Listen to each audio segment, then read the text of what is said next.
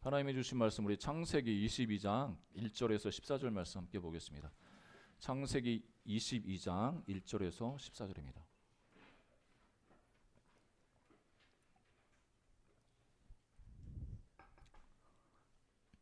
창세기 22장 1절에서 14절입니다. 그 일 후에 하나님이 아브라함을 시험하시려고 그를 부르시되 아브라함아 하시니 그가 이르되 내가 여기 있나이다. 여호와께서 이르시되 내 아들 내 사랑하는 독자 이삭을 데리고 모리아 땅으로 가서 내가 내게 일러준 한 산 거기서 그를 번제로 드리라.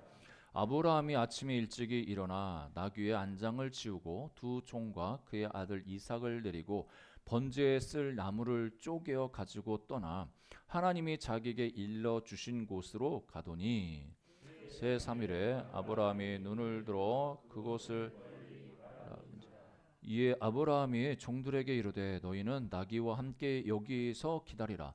내가 아이와 함께 저기 가서 예배하고 우리가 너희에게로 돌아오리라 하고 이에 번제 나무를 가져다가 그의 아들 이삭에게 지우고 자기는 불과 칼을 손에 들고 두 사람이 동행하더니 이삭이 그 아버지 아브라함에게 말하여 이르되 내 아버지여 하니 그가 이르되 내 아들아 내가 여기 있노라.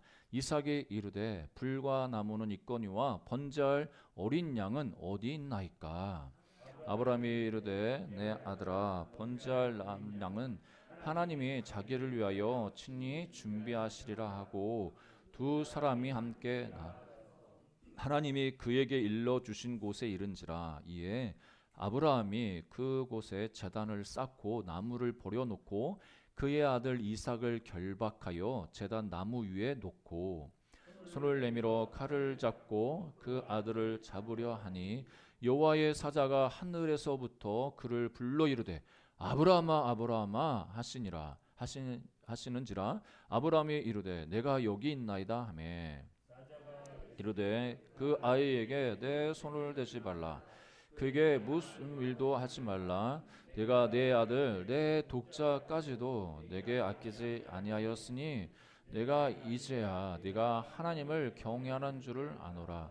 아브라함이 눈을 들어 살펴본즉 한 순양이 뒤에 있는데 뿔이 숯불에 걸려 있는지라. 아브라함이 가서 그 순양을 가져다가 아들을 대신하여 번제로 드렸더라. 아브라함이 그 땅 이름을 여호와 이레라 하였으므로 오늘날까지 사람들이 이르기를 여호와의 산에서 준비되리라 하더라. 아멘. 오늘 이 본문의 말씀은 참 유명한 말씀입니다. 창세기에서 유명한 사건이고 또 이 사건이 앞으로 하나님께서 우리들을 사랑하셔서 독생성자 예수님을 우리에게 주시는 그 십자가 사건을 예표하는 사건이기도 합니다. 그런데 우리가 좀 생각해 보면 이 사건이 우리 그리스도인들에게는 그런가 보다 하지만 믿지 않는 사람들이 볼 때는 이거는 너무나 터무니없고 말도 안 되는 사건입니다. 왜냐하면 어떻게 신이라는 그 신적인 존재가 아니 자기 아들을 자식을 제물로 삼아가지고 번제를 드리라고 하냐. 이거는 비윤리적이고 비도덕적이고 말도 안 되는 소리다. 그리고 이삭 입장에서도 아무리 자기가 아버지 사랑하고 신뢰한다고 해도 그 아버지가 칼 들고 나를 결박해가지고 죽이려고 하는 그 상황에서 이삭이 얼마나 상처를 또 많이 받았겠습니까? 그 평생 그 트라우마에 쌓여가지고 그렇게 살지 않았을까? 또 그런 또 의문을 제기를 합니다. 오늘 이 본문이 우리에게 말하고자 하는 것, 하나님께서 왜 이 사건 우리에게 이렇게 기록해서 우리에게 주셨는지 그 의미를 우리가 좀 의도를 파악할 필요가 있습니다. 오늘 그냥 하나님이 인신제사를 허용하셔가지고 받으시는 하나님이다 이렇게 적용하면 절대 안 되고요. 하나님은 인신제사를 그 구약성경에 계속 금지를 시켰습니다. 그런데 우리가 조금 이 문화적인 차이를 좀 이해할 필요가 있는데, 여러분 우리는 2026년도를 살고 있는데 이 아브라함이 살던 시대에는 고대 그때에는 이스라엘뿐만 아니라 그 주변 국가들에게 있어서 그 자녀들을 제물로 드리는 이 제물 인신제사는 좀 보편적이었습니다. 그러니까 어떤 의미로 그 제사를 드렸냐면 이방 신들에게 자기를 복내려 달라고. 내 첫째를 그렇게 신에게 드리면 다산의 축복을 주셔서 더 많은 자식을 낳게 하든지, 아니면 어떤 전쟁이 있으면 부족 간의 전쟁에서도 자기가 가지고 있는 최고로 좋은 것, 여러분이 가지고 있는 최고로 좋은 게 뭐가 있겠습니까? 예, 부모에게 있어서 예, 자식입니다. 자식. 그것도 첫째. 예, 가장 소중한 그 첫째를 자기가 믿는 신에게 딱 드려가지고, 내가 이렇게 내 모든 걸 드리니까 나 전쟁에서 승리케 해주세요. 이렇게 제사를 드렸던 게 이때 당시 문화였습니다. 그러니까 어떻게 보면 아브라함이 하나님의 음성을 듣고, 아, 이게 하나님이 진짜 살아계신 하나님, 내가 믿는 하나님 맞나? 이렇게 의심할 수도 있지만, 그때 보편적으로 자기 주변에서 일어나는 그 사건들을 보면은, 아, 하나님이 이런 명령을 하실 수도 있겠구나, 이렇게 참작이 돼서 또 순종할 수도 있습니다. 아무튼 어떤 맥락에서 이 아브라함이 이렇게 했는지는 그 속 마음은 말하고 있지는 않지만, 하나님이 이 사건을 통해서 우리 믿음의 우리들에게, 믿음의 사람들에게 가르쳐 주고 싶은 것이 있다는 거죠. 그것을 우리가 좀 발견하고 우리 삶 가운데 적용할 필요가 있습니다. 첫 번째는 오늘 이 본문에서는 하나님이 시험하신다고 말씀하십니다. 그렇지만 그 시험이 목적이 좀 다릅니다. 우리가 보통 내가 시험 들었다, 내가 시험에 들었어, 이렇게 하면은 그 믿음이 좀 실족해가지고 좀 마음이 상처를 받아가지고 하나님을 떠나는 그런 상황, 떠날 수 있는 그런 상황을 내가 시험 들었다 이렇게도 말하지 않습니까? 오늘 본문에 보니까 1절에도 그 일 후에 하나님이 아브라함을 시험하시려고 이렇게 표현하고 있습니다. 여러분, 이 구약 성경의 시험이라, 우리는 그냥 시험이라는 두 글자를 이렇게 이야기하지만, 구약 성경에서 시험이라고 하는 용어를 이렇게 번역할 때는 두 가지 단어를 시험이라고 이렇게 이야기했습니다. 다른 말로 하면 우리는 시험 한 단어로 이렇게 글자로 쓰지만, 이 히브리어에서는 이 두 가지 단어를 사용하는데, 하나는 낫사라는 단어를 사용하고 하나는 바한이라는 단어를 씁니다. 여기서 낫사라고 하는 이 단어는 시험하다는 그 말이지만 좀 의미가 여러 가지로 해석될 수가 있습니다. 여러분, 하나님이 사람을 시험합니다. 그리고 사람도 하나님을 시험합니다. 원수가 사람 시험합니다. 예, 원수가 시험한다는 그 시험은 다 목적이 다른 거예요. 그러니까 하나님이 인간에게 시험하는 그 시험의 목적은 사단이 사람을 시험하는 그 시험의 목적과 완전 다르죠.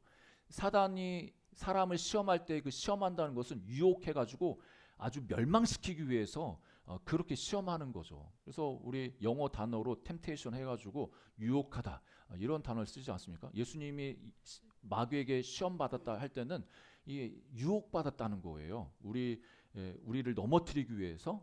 그렇지만 하나님이 사람을 시험하셨다 할 때 이 표현은 사람을 넘어뜨리거나 내가 그럴 줄 알았어, 너 불합격이야, 이렇게 내쫓기 위해서 하나님이 우리를 시험하시는 게 아니라, 그 시험이라는 것은 여러 가지 의미로 쓰이지만, 뭐 고난을 통해서, 우리에게 시련을 통해서 더 믿음이 강하게 하려고 연단시키기 위해서 그렇게 시험을 주시는 경우가 있고, 오늘 여기 본문에서 시험이라고 할 때는 낫사라는 용어를 쓰는데, 여기서는 하나님이 주체가 되어가지고 시험 받는 그 사람의 그 마음에 있는 믿음을 드러내시기 위해서 하는 시험을 오늘 시험하셨다 이렇게 표현합니다. 그러니까 이 낫사라는 단어가 성경에서도 쭉 몇 번 기록이 되는데, 출애굽기 15장 25절에 보면 하나님께서 이스라엘 백성들을 이렇게 시험하시는데, 그들을 위하여 법도와 율례를 정하시고 그들을 시험하실세. 출애굽기 16장 4절에도 마찬가지인데, 그때 여호와께서 모세에게 이르시되, 보라, 내가 너희를 위하여 하늘에서 양식을 비같이 내리리니 백성이 나가서 일용할 것을 날마다 거둘 것이라. 이같이 하여 그들이 내 율법을 준행하나 아니하나 내가 시험하리라. 그러니까 하나님이 주시는 그 시험은 우리가 하나님의 뜻 가운데 잘 살아가는지 검증하시기 위한 그 목적으로 그렇게 하신다는 것을 가르쳐 주십니다. 그러니까 하나님은 우리를 골탕 먹이려고 하거나 너 그거밖에 안 되지, 책망하려고 시험 주시는 게 아니고, 우리 안에 이미 있는 그 믿음, 그리고 하나님 말씀대로 살려고 하는 그 마음 가운데 그것을 잘 따라가고 있는지, 하나님을 따라가고 있는지 그것을 검증하고 싶으실 때 이 시험이라는 이 낫사라는 용어를 씁니다. 그런데 주어가 바뀌어가지고 사람이 하나님을 시험할 수 있지 않습니까? 그러니까 이스라엘 역사에 있어서 출애굽기에 보면 또 이스라엘이 하나님을 시험했다는 표현이 나옵니다. 출애굽기 17장 7절인데 어떻게 이야기하냐면 그가 그곳 이름을 마사 또는 무리바라 불렀으니 이는 이스라엘 자손이 다투었으며 또는 그들이 여호와를 시험하여 이르기를 여호와께서 우리 중에 계신가 안 계신가 하였습니다. 그러니까 이 이스라엘 백성들도 하나님을 시험했대요. 그 시험 낫사 그 시험했는데 뭐 왜 그러냐면 그러니까 이 시험 사람들이 하는 이 시험은 하나님이 계신가 안 계신가 하는 그 시험은 그 사람의 불신앙에서 출발하는 겁니다. 그러니까 진짜 하나님 계신지 안 계신지 알고 싶다가 아니라 하나님을 향한 신뢰 그 불신 때문에 진짜 그런가 한번 당신의 능력 당신의 뭔가 성품 이거를 나한테 좀 보여줘요.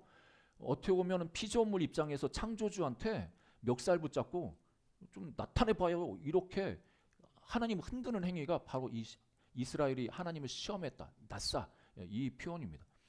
여러분 우리가 그럴 때 있지 않습니까? 하나님이 정말 능력이 있는지 우리를 사랑하시는지 한번 증거를 대보라고 그런 행동이 바로 불신앙적인 행동인데 의심해서 하나님을 향해서 도전하는 건데 그 낫사 그런 시험은 하나님이 원천적으로 그런 거 하지 마. 너희들 그런 거 하지 마. 나는 지금 살아있고 너희들 공급하는 공급자야. 계속 하나님의 하나님 되심을 나타내 보이시면서 나를 향해서 그렇게 의심 갖지 말라고 시험하지 말라고 하십니다. 그런데 중요한 것은 하나님이 이 구약 성경에서 딱 한 번 나를 시험해도 좋아. 나를 시험해봐. 이렇게 하신 구절이 있습니다. 그게 이제 우리가 잘 아는 말라기 3장 10절인데 여기서 하나님께서 나를 시험하라 할 때 여기 이 단어는 낫사라는 그 히브리어 단어를 안 쓰고 바한이라는 단어를 씁니다. 바한이라는 단어. 예, 좀 틀립니다. 그게 뭐냐면 말라기 3장 10절에 이렇게 하나님이 이스라엘 백성들에게 말씀하시는 거죠. 만군의 여호와가 이르노라 너희의 온전한 11조를 창고에 들여 나의 집에 양식이 있게 하고 그것으로 나를 시험하여 내가 하늘 문을 열고 너희에게 복을 쌓을 곳이 없도록 붙지 아니하나 보라. 그러니까 하나님이 이스라엘 백성들한테 좀 잘못 이해하면 하나님이 헌금 받고 싶어서 11조 받고 싶어서 이렇게 나를 시험하라고 하시는 하나님 시험하라고 하네. 하나님 너무 째째한 거 아니야? 이렇게도 생각하실 수 있는데 그 의도가 아니고 지금 이때 말라기 시대 때 이스라엘 백성들은 너무 경제적으로 힘든 거예요. 그 바벨론을 끌어왔다 다시 포로 귀환했다가 그 귀환된 그 땅에서 사는데 삶 자체가 너무 힘든 거예요. 여러분 여기 계신 직장 생활 하시는 분들도 한 주간 삶의 현장에서 일터에서 얼마나 피비린내게 정말 치열하게 사셨습니까? 그 생존하는 것, 그 직장에서 하루하루 버텨내는 게 너무나 힘들지 않습니까? 그러니까 이스라엘 백성들도 지금 경제적인 그 어려움 때문에 너무 힘든 삶을 살고 있는 거예요. 그러니까 하나님이 자기들에게 말씀하신 거에 대한 그 약속이라든지 이런 부분들에 대해서 잊어버리고 그 하나님이 우리의 공급자 되신 것, 우리를 먹여 살리실 수 있는 그 전능자가 되신 것, 이 하나님에 대해서 신뢰가 없는 거예요. 그냥 하나님을 안 믿는 거예요. 하나님 백성이라고 말은 하지만 하나님 자체에 대해서 하나님이 전능하심과 공급하심에 대해서 신뢰가 없는 거예요. 그러니까 자기가 살겠다고 열심히 몸부림치는데 열심히 몸부림쳐도 해결이 안 되는 거예요. 한결이. 여러분 그렇지 않습니까? 여러분들 꼭 기억하시고 우리 믿음의 사람들은 우리 힘으로 발버둥 쳐서 이 시간과 이 어려움을 극복하려고 하면 더 안 됩니다. 더 안 돼. 하나님은 그래서 이스라엘 백성들한테 이렇게 요구하시는 거예요. 야 11조 나한테 가져와 봐. 그러니까 재정의 10분의 1을 하나님 앞에 의탁하라. 이거는 단지 헌금 많이 해라 이런 차원이 아니라 나를 좀 신뢰해. 내가 네 인생의 주인이고 내가 너를 먹여 살릴 수 있는 전능자인 거 너희가 좀 신뢰했으면 좋겠다. 내가 그래서 일단 니들이 해봐. 일단 해봐. 속는 셈 치고 한번 해봐. 내가 진짜 너희들 하늘문을 열어서 너희들 공급하는지 공급하지 않는지 좀 너희들이 나를 좀 시험해서 나를 테스트해봐가지고 너희들이 그 증거를 얻어봐라. 이렇게 말씀하시는 거죠. 하나님이 얼마나 좋으십니까? 하나님, 우리는 하나님을 테스트할 수 있습니다. 진짜 하나님은 나의 공급자 되시는지 아닌지 한번 해보는 거죠. 그래서 이스라엘 백성들은 어떻게 보면 단순히 그 11조라는 이런 어떤 구체적인 그 순종 행위를 통해서 하나님과의 그 신뢰 관계를 회복하고 그 하나님의 그 신뢰 관계 속에서 하나님이 주시는 그 은혜를 경험하면서 살도록 부르심을 받았습니다. 그래서 그렇게 이스라엘 백성들이 하나님과의 관계가 회복된 것을 볼 수가 있죠. 오늘 말씀에서 하나님이 이 아브라함을 시험하셨다고 할 때는 낫사라는 그 단어를 쓰는데, 그 낫사라는 그 의미는 여기 이 문맥에서는 하나님이 아브라함의 믿음을 드러내시기 위해서 시험하시는 거라고 볼 수가 있습니다. 그러니까 아브라함이 믿음이 있는지 없는지, 너 믿음의 조상으로서 합격인지 불합격인지 이것을 따져 묻기 위해서 이 시험 주신 게 아니고, 이미 아브라함 마음 안에 믿음이 있는 것을 하나님이 아시고 그 믿음을 세상 가운데 드러내시려고 이 시험을 주셨다는 거예요.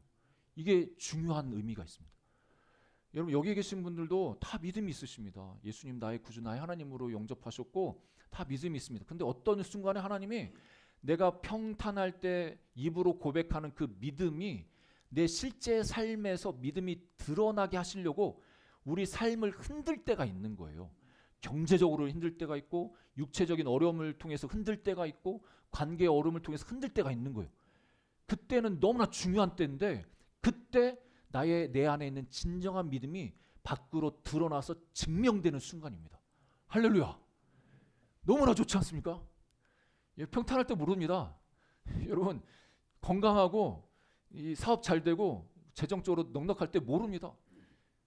내가 믿음이 있다고 고백하죠. 당연히 믿음이 있고. 그런데 내 속에 있는 진짜 믿음은 흔들릴 때, 하나님이 시험하실 때 그때 드러나는 겁니다. 이 아브라함도 하나님을 신뢰했습니다. 이 창세기 22장에 오기 전에 하나님이 아브라함의 믿음을 보고 그를 의롭게 여겨주십니다. 이미 아브라함에게 믿음이 있음을 하나님은 이미 아십니다. 그런데 그 믿음을 그냥 개인의 믿음에서 끝나는 게 아니라 이 어떻게 보면 구약 그 역사 속에서 그 믿음을 드러내시기 위해서 이렇게 시험을 주시고 있는 거죠. 2절에 보니까 그 시험 내용이 그 말씀하고 있는데, 내 아들 내 사랑하는 독자 이삭을 데리고 모리아 땅으로 가서 내가 내게 일러준 한 산 거기서 그를 번제로 드리라. 문제의 인신제사를 명령하시는 거예요. 결국에 결론적으로는 하나님이 인신제사 받지 않으시죠. 그 이삭 대신에 양을 준비하시죠. 고대 근동에서 이 인신제사 문화는 너무나 편만해져 있기 때문에 아브라함도 어떻게 보면 그 음성을 들었을 때 하나님이 진짜 그렇게 하라고 하시나 보다 행동에 옮겼을 겁니다. 그런데 이 창세기 22장에서 그 인신제사를 정당화하는 본문이 아니라는 것을 꼭 기억하시기 바랍니다. 근본적으로 하나님은 인신제사를 거부하십니다. 이 말씀을 잘못 해석하고 적용해가지고 수많은 사람들, 지금 기독교 역사 속에서 하나님의 계시를 받았다고 해가지고 자기 자식을 죽이는 그런 경우도 종종 있었습니다. 종종. 여러분, 아브라함을 드리는 이 사건은 진짜 이삭을 죽여서 제사 받으시려고 하나님 이 말씀하신 게 절대 아니라는 것을 여러분 꼭 기억하실 필요가 있습니다. 너무 잘못된 음성 가운데 잘못된 행동을 해가지고 정말 하나님이 이상한 분으로 그렇게 비춰지는 경우가 이 기독교 역사에 종종 있었습니다. 하나님은 그런 하나님이 절대 아니십니다. 여기에서는 아브라함의 믿음을 그냥 드러내시기 위해서 이거를 명령하신 거죠. 그래서 아브라함은 하나님 말씀에 순종을 하죠. 그게 3절인데 여기서 우리가 좀 생각해 볼 것은 아브라함이 사라한테 이 하나님 말씀을 나누지 않았다는 게 참 중요한 포인트가 될 수 있습니다. 여러분들 사라에게 말하면 어떻게 했을까요, 여러분? 절대 안 돼. 이게 웬 말이야? 당신 하나님 음성 잘못 들었어. 미쳤어? 하면서 이삭 꼭꼭 숨겨두고 어디 못 가게 꼭꼭 숨겨두고 내주지 않았을 겁니다. 아브라함이 참 지혜롭습니다. 어떤 부분에 있어서는 그냥 말 없이 제사 드린다고 자기 종 둘 데리고 자기 아들 데리고 그냥 길을 떠납니다. 사라는 그러겠죠. 그냥 하나님께 제사 드리러 가나 보다. 하니까 그냥 내버려 뒀겠죠. 안 그랬으면은 출발도 못했습니다. 출발도 예, 이 성경 구약 성경에 기록도 안 됐을 겁니다. 예. 아무튼 3일길을 가다 보니까 4절에 보니까 아브라함이 하나님이 명하신 그 산에 이르릅니다. 그럴 때 5절에 보니까 이 종들을 이제 놔두고 아들과만 함께 그 산으로 이동하는 걸 볼 수가 있습니다. 그러면서 이 아브라함이 이 종들에게 무엇라고 이야기하는지 보면 이 아브라함이 진짜 믿음의 사람이구나를 알 수가 있습니다. 너희는 나귀와 함께 여기 기다리라. 내가 아이로 함께 저기 가서 예배하고 우리가 너희에게로 돌아오리라. 아브라함은 어떻게 됐든지 하나님이 어떻게 됐든지 다시 돌아올 것들을 알고 믿고 내가 돌아올게. 너희들 여기서 기다려. 이렇게 이야기하는 거죠. 그러면서 6절에 그 아들과 함께 이 이삭에게 나무를 번제할, 어떻게 보면 자기가 그 위에 결박대에서 올라갈 그 나무를 짊어지고 아버지와 함께 동행을 합니다. 참 아버지는 불과 칼을 가지고 있고 아들은 이 번제 그 나무를 짊어지고 있고, 참 이 모습을 보면은 참 많은 것을 생각하게 합니다. 이 아브라함은 그 갈 때 걸음걸음이 얼마나 그 마음이 아팠을까, 괴로웠을까, 이게 진짜 하나님 뜻 맞나, 그런 의문도 있을 거고, 또 아브라함에게 있어서 최고의 고민은 그런 거였을 겁니다. 어떤 거냐면 하나님이 이 자기를 통해서, 그러니까 이삭을 통해서 복을 주시고 또 많은 자손을 주시겠다고 약속하셨는데, 이 이삭이 그냥 아들이 아니라 약속의 자식인데, 그러니까 뭐 그 형 이스마엘도 있고 뭐 다 있는데 다 떠나보내지 않습니까? 하나님이 오직 이삭을 통해서 그 이삭의 그 혈통을 해서 복 주시겠다고 약속하셨는데, 그런데 왜 이 아들을 달라고 하시나? 내가 하나님보다 이 아들을 더 사랑해서 그런 건가? 왜 이런 시험을 나한테 주시나? 여러 가지 고민을 했을 것 같아요. 그래서 그렇지만 아들과 그 동행하는 그 모습을 보면 그 부자지간에 아주 돈독한 친밀한 관계가 있음을 알 수가 있습니다. 7절에 보면 또 아버지에게 이렇게 말합니다. 이삭이 아버지한테, 아버지 해도 되는데 굳이 이 성경에 보면 히브리어에 이 아버지 이렇게 단어에 보면은 이 소유격이 다 붙어 있거든요. 근데 일부러 내 아버지 이렇게 더 반복해가지고 내 아버지 그랬더니 이 아브람도 내 아들아 그냥 아들이 아닙니다. 내 아들아. 아니, 이삭이 물어보죠. 불과 이 나무는 있는데 번제할 어린 양은 어디 있습니까? 아주 핵심적인 질문 아니겠습니까? 이 아브람은 마음이 뜨끔하지 않겠습니까? 재물은 너야. 마음에 이 입으로 이게 올라오는데 그 말도 못하고. 그런데 이 아브라함에게 있어서 진짜 믿음이 있었음을 이렇게 고백한 것을 통해서 알 수가 있습니다. 8절에 보니까 내 아들아, 번제할 어린 양은 하나님이 자기를 위하여 친히 준비하시리라. 하나님이 준비하실 거야. 아브라함이 이사가 지난번에 하나님이 나한테 말씀하셨는데 너를 제물로 드리라고 했어. 미안하다. 아들아 미안해 하면서 이렇게 하지 않고, 이 아브라함은 그 하나님의 음성이 있었지만 이 아들을 안심시키고, 그리고 하나님이 꼭 준비하실 거야. 이 믿음, 그 믿음으로 하나님이 어린 양을 준비할 거야. 이렇게 고백하는 거죠. 예. 그래서 그 산에 올라가서 제단을 만들고 이 이삭을 결박합니다. 여러분, 이 이삭이 이때 나이가 성경학자들은 10대 후반 또 20대 초반 청년으로 알고 있습니다. 그 이야기합니다. 여기서 쓰는 아이라는 이 표현은 뭐 시편 같은 경우에도 청년이 무엇으로 그 행실을 깨끗게 하리까, 그 청년이라는 이 표현 같은 단어를 쓰거든요. 그러니까 이 이삭이 그렇게 나무를 짊어질 정도로, 그리고 산에 올라갈 수 있는 체력이 있는 거예요. 아브라함은 그런 힘이 없고, 그러니까 충분히 아버지를 밀쳐낼 수도 있고 그 자리를 도망칠 수도 있는 거예요. 그러니까 이삭 입장에서 여러분 생각해 보면 얼마나 끔찍합니까? 아버지가 대뜸 이 제단 만들어 놓고 자기를 결박해가지고 이제 죽이려고 하는데 아들이 그거 하나 아버지 뿌리치지 못하겠습니까? 충분한 힘이 있습니다. 그래서 이 유대인들이 이제 읽는 그 미드라시라는 곳에 보면 이 아브라함과 이삭의 그 믿음, 그 하나님을 향한 그 순종을 어떻게 표현하냐면 이삭이 대놓고 아브라함한테 아버지 나를 더 꼭 결박시켜 주세요. 그러니까 순종적으로 아예 그냥 자기도 자기 죽을 줄 알고 자기를 그냥 그렇게 묶어 달라고 더 세게 묶어 달라고 이렇게 이야기를 합니다. 그러니까 이삭도 하나님을 신뢰할 뿐만 아니라 자기 아버지를 그래도 신뢰했었던 거죠.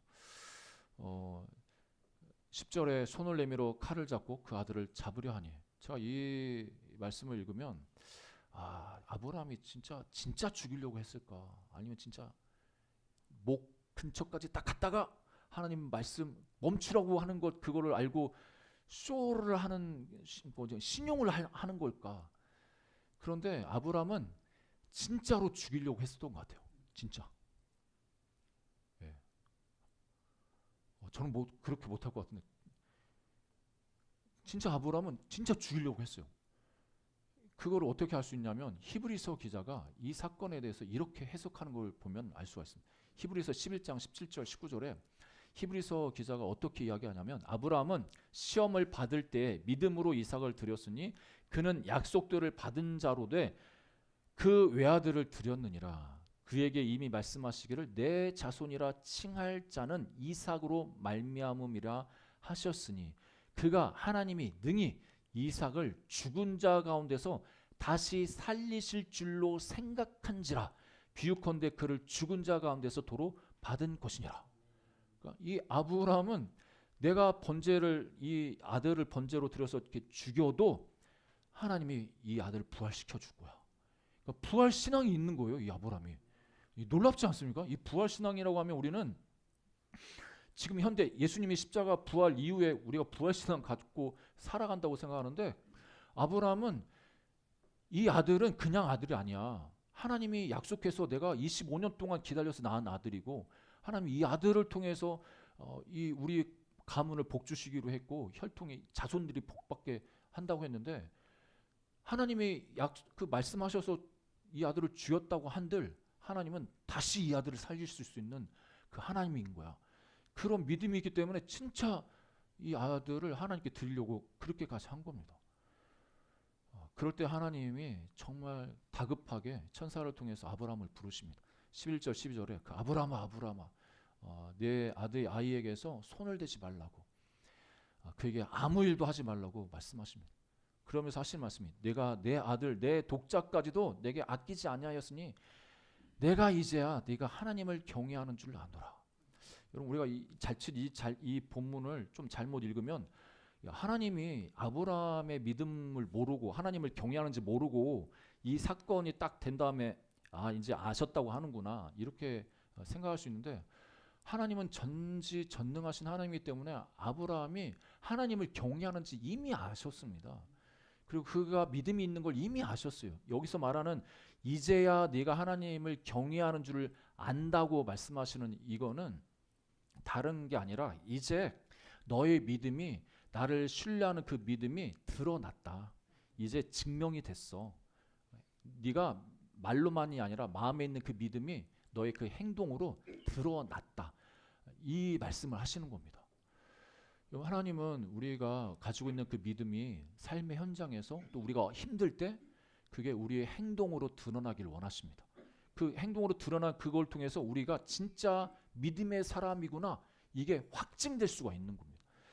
야고보 선지자는 이 사건을 두고 이렇게 또 이야기하죠. 야고보 2장 21절에서 23절 말씀인데요. 우리 함께 읽어볼까요? 시작.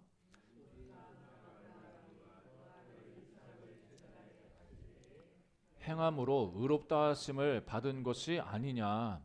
내가 보거니와 믿음이 그의 행함과 함께 일하고 행함으로 믿음이 온전하게 되었느니라. 이에 성경에 이른바 아브라함이 하나님을 믿으니 그것을 의로 여기셨다는 말씀이 이루어졌고 그는 하나님의 벗이라 칭함을 받았나니. 그러니까 믿음은 행함으로 완성된다는 것을 이 야고보 선지자가 이야기하는데 2절에 믿음이 그와 함께 그의 행함과 함께 일하고 행함으로 믿음이 온전하게 되었다고 이렇게 고백하는데 그 믿음이 그 행함과 함께 일한다는 이 표현은 이게 믿음과 행동이 함께 작용한다는 거예요. 그러니까 믿음만 있다고 그러니까 말로만 믿음이 있다고 해서 믿음이 있는 게 아니고 그 믿음이 있으면 당연히 행동은 따라오게 되고 같이 작동이 된다고 말씀하시는 겁니다. 그러니까 우리가 이 본문을 대할 때 우리의 믿음을 조금 점검할 필요가 있죠. 진짜 나는 믿고 있는 줄 알았는데 그럴 때 있지 않습니까? 나는 진짜 믿음이 좋다고 생각했는데 나는 이만하면은 진짜 큰 믿음 가지고 있다고 생각하는데 어떤 작은 그 흔들림 가운데 육체가 아프다든지 경제적으로 힘들다든지 아니면 관계가 힘들다든지 아니면 여러 가지 문제로 막 해결이 안 되고 막 힘든다든지 이런 때 내가 흔들리는 그거를 보고 와 내가 진짜 믿음이 없는 사람이구나 이게 이제 발견이 되면 하나님 앞에 더 겸손해지죠. 주여 내가 착각했습니다. 주님 내가 진짜 믿음 없는 사람이군요. 믿음을 주옵소서 이렇게 하나님 앞에 나가게 되죠. 그러니까 그런 사건을 통해서 하나님은 이 아브라함을 통해 이런 사건을 통해서 아브라함의 믿음이 사람들에게 드러나고 또 그 믿음이 믿음으로 끝나는 게 아니라 그 행동으로 나타날 수 있다는 것, 나타나야 한다는 것을 가르쳐 주십니다. 셋째 마지막으로 하나님의 그 준비하심 우리가 볼 수가 있는데요.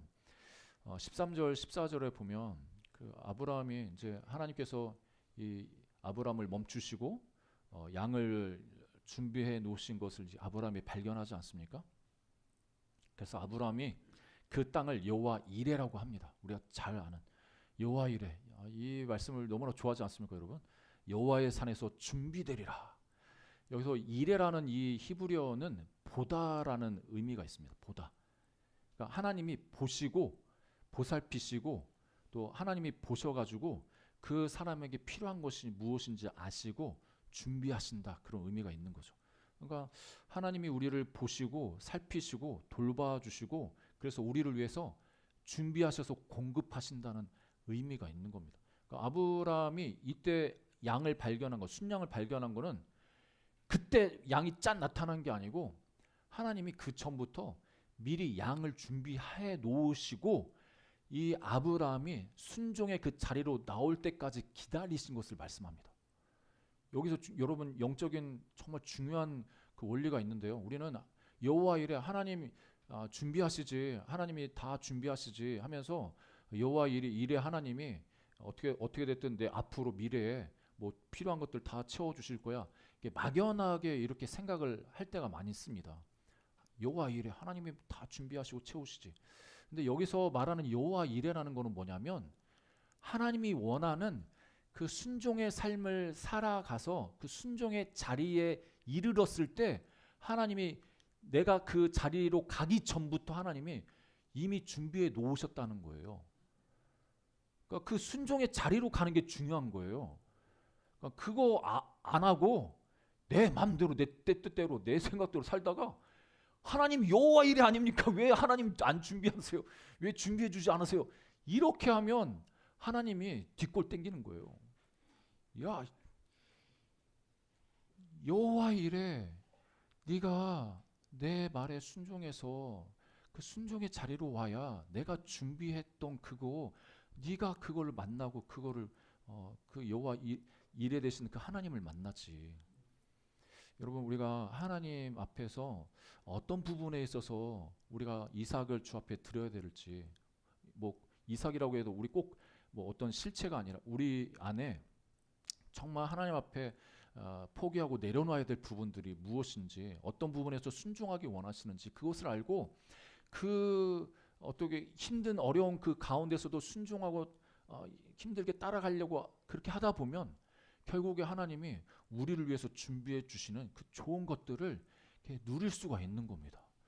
여러분 여호와 이레 하나님을 만나시는 저와 여러분 되기를 주 이름으로 축복합니다. 예, 아브라함이 하나님으로부터 그 음성을 듣고 이삭을 데리고 산에 올라갔을 때, 그리고 칼을 들었을 때, 그 칼로 정말 이 이삭을 하나님께 드리려고 할 그때 이 아브라함을 하나님께서 멈춰 세웠고, 그때 아브라함은 하나님이 준비하신 순양을 보았습니다. 순양을 보았습니다. 그게 이레입니다. 이레. 순양을 보았고 하나님도 그 순양을 미리 준비하셨습니다. 이레입니다. 이레. 하나님은 우리 인생 가운데 날마다 찾아와 주셔서 우리 가운데 하나님의 그 이레 되신 그 하나님을 경험하길 원하십니다. 근데 하나님이 우리에게 도전하시는 게 있어요. 너희들 안에 있는 그 믿음이 우리 삶에 드러나야 돼. 믿음의 사람인 것이 좀 드러나야 돼. 그래서 하나님이 말씀하시는 그 말씀에 따라서 우리가 손해보는 상황에도 순종하고,